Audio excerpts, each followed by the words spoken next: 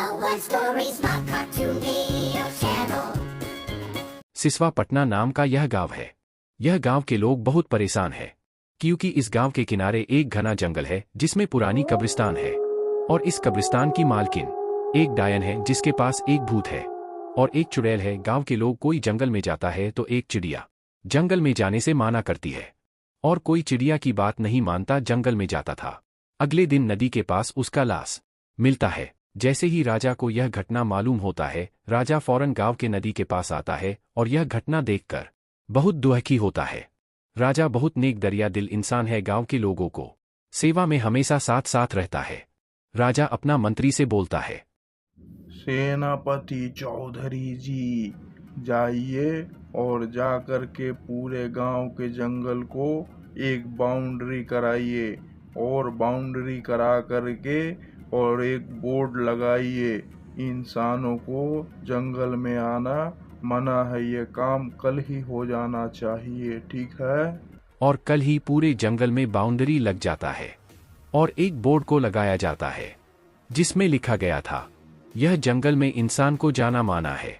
दूसरे ओर दिखाया जाता है, जंगल के भूतनी भागी भागी आती है और कब्रिस्तान की डायन को बताती है, डायन अम्मा, पूरे गांव के जंगल में बाउंड्री लगवा दिया।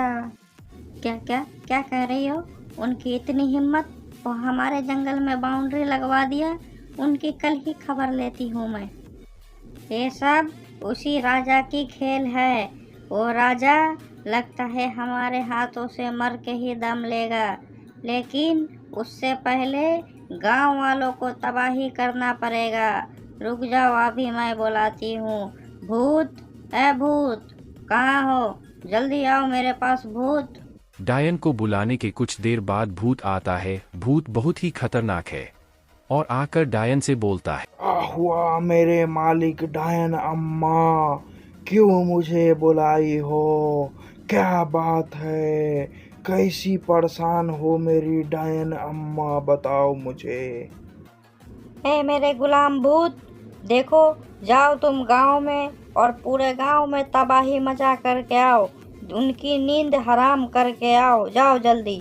आपके हुक्म सर आंखों पे मेरे मालिक, मैं अभी ही जाता हूँ और सारे गांव में तबाही मचा के आता हूँ। फिर भूत वहां से चला जाता है और इंसान के बस्ती में आ जाता है और बस्ती वालों को बोलता, ए बस्ती वालों, तुम लोगों ने जंगल की बाउंड्री करके मेरे मालिक का नींद हराम किया है। तुम लोगों को मैं चैन से अपने घर में रहने नहीं दूंगा। हा हा हा हा। फिर भूत पूरा गांव में आग लगा दिया और गांव के कुछ जानवर को भी खा गया। और फिर जंगल के कब्रिस्तान में आता है डायन के पास और डायन से बोलता है, ए मेरे मालिक डायन अम्मा, तू जैसे बोली थी मैं वैसा ही किया। गांव के सारे घर में आग लगा दिया और उनके जानवर को भी पकड़ के खा गया मैं। और भूत वहां से चला जाता है। फिर डायन चुड़ैल को बुलाती है। फिर चुड़ैल आती है डायन के पास। क्या हुआ मेरे मालिक डायन अम्मा? आप हमको क्यों बुलाई हो और आपके चेहरे पे इतना उदासी क्यों है? क्या बात हो गया है मेरे मालिक? आप हमको बताइए, मुझे क्या करना है?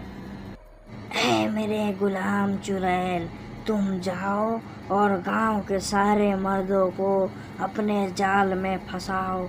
सबको यहाँ लेकर आओ, सबको मैं अपने हाथों से मारना चाहती हूँ। ठीक है मेरे मालकिन, आप जैसे कहो मैं वैसा ही करूँगी। मैं जा रही हूँ। जाओ चुड़ैल, याद रहे कि खाली हाथ वापस नहीं आना है। किसी न किसी को लेकर ही तुम यहाँ वापस आओगी। और चुड़ैल गांव के नदी के पास आ जाती है और सोचती है कि क्यों ना मैं एक खूबसूरत लड़की में बदल जाऊं और गांव के किसी इंसान को अपने जाल में फंसा लूं। फिर कुछ देर बाद चुड़ैल खूबसूरत लड़की का रूप ले लेती है और प्यार भरी गाना गाने लगती है। तभी गाने के धुन सुनकर गांव का एक लड़का आता है और रूप बदली चुड़ैल से बातें करता है। अरे कौन हो तुम और कहाँ से आई हो? तुमको तो पहले कभी इस गांव में नहीं देखे हैं। और तुमको नहीं मालूम है, इस जंगल में भूत, चुड़ैल, डायन सब रहते हैं। तुम्हें कुछ हो गया तो कौन बचाएगा यहाँ? मेरा इस दुनिया में कोई नहीं है और मैं इसी जंगल में रहती हूँ।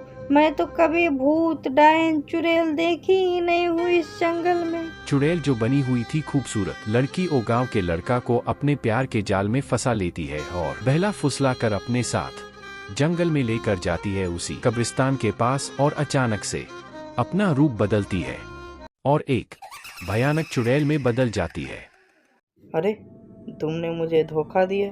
एक खूबसूरत लड़की के रूप बदल के और तुम चुड़ैल हो। मुझे तो पता ही नहीं था। तुमने मुझे बहुत बड़ा धोखा दिया चुड़ैल।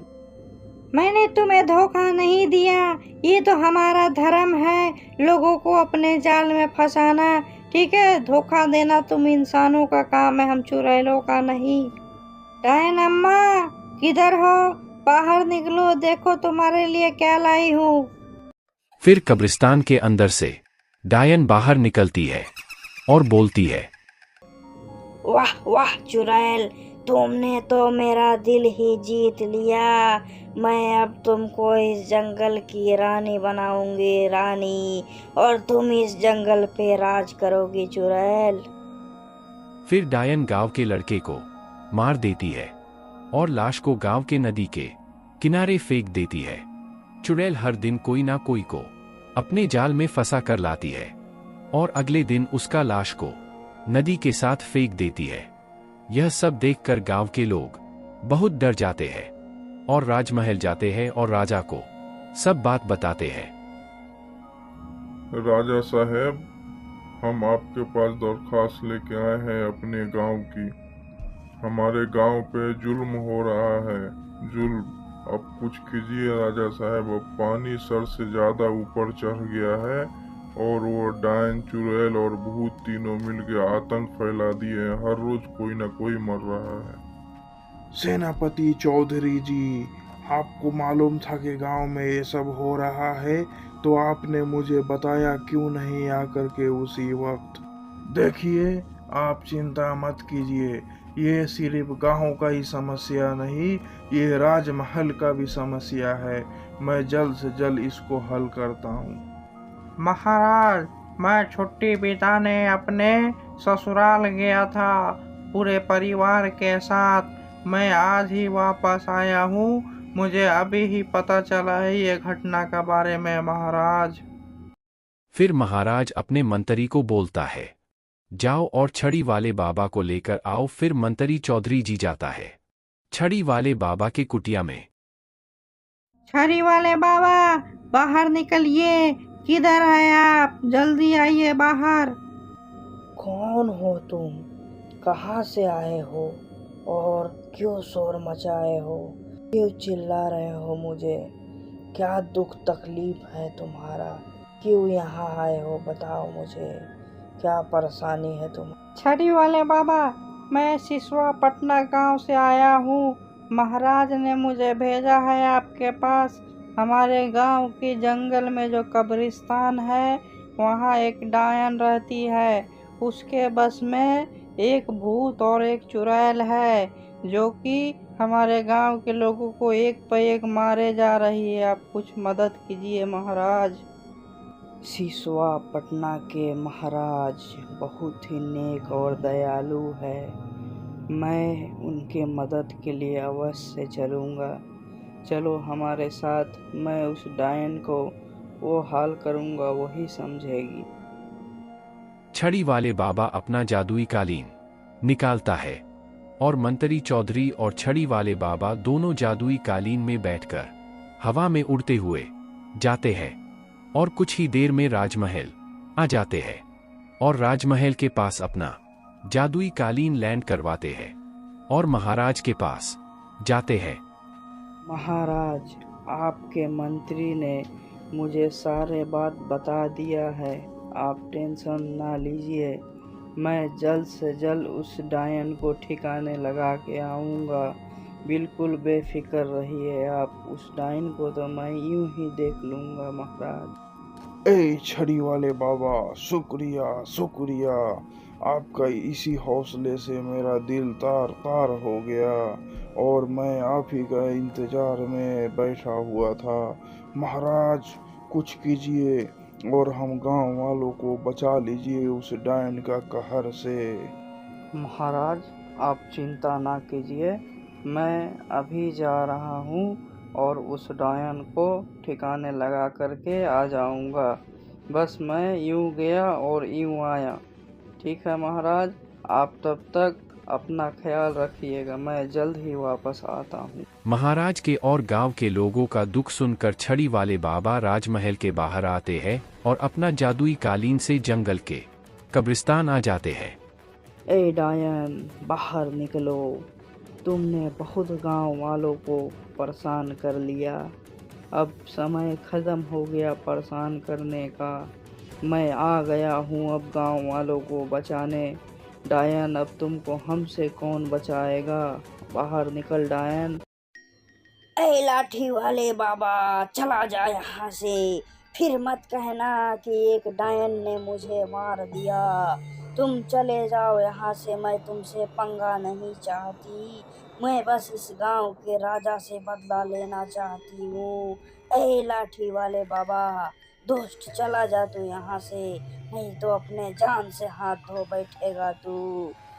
ए डायन, तुम जानती नहीं हो हमको, पहचानती नहीं हो अभी। मुझे लोग कहते हैं छड़ी वाले बाबा, और छड़ी वाले बाबा का अगर छड़ी का कमाल देखोगी तो तुम दुनिया से ही उठ जाओगी। इसलिए प्यार से समझा रहा हूँ डायन, मान ले मेरी बात। छड़ी वाले बाबा और डायन में बात चल रही थी कि अचानक डायन हवा में जाती है और छड़ी वाले बाबा को हमला कर दिया। बाबा भी अपना बचाव किया। कुछ समय तक लड़ाई चलता रहा, फिर बाद में भूतनी कमजोर हो जाती और बाबा बिजली का झटका देते हैं और डायन माफी मांगती रही, लेकिन बाबा ने माफ नहीं किया और डायन को जलाकर खाक बना दिया और बाबा आ गया राजमहल में। छड़ी वाले बाबा, हम और हमारे गांव वाले सभी आभारी रहेंगे। आपके इस उपकार का बदला हम लोग कभी नहीं चुका सकते हैं। महाराज, आपको कभी भी हमारे राज्य में कोई चीज की जरूरत हो, बेहिचक हमें बताइएगा। तहे दिल से आपका धन्यवाद है महाराज, सभी गांव वालों की ओर से। महाराज और गांव वाले छड़ी वाले बाबा को बहुत धन्यवाद देते हैं। बाबा अपना जादुई कालीन पर सवार होकर अपने आश्रम के लिए चले जाते हैं और भूत चुड़ैल दोनों गांव को छोड़कर बहुत दूर वीरान जंगल में चले आते हैं और अपनी जिंदगी इसी जंगल में बिताने का फैसला करते हैं।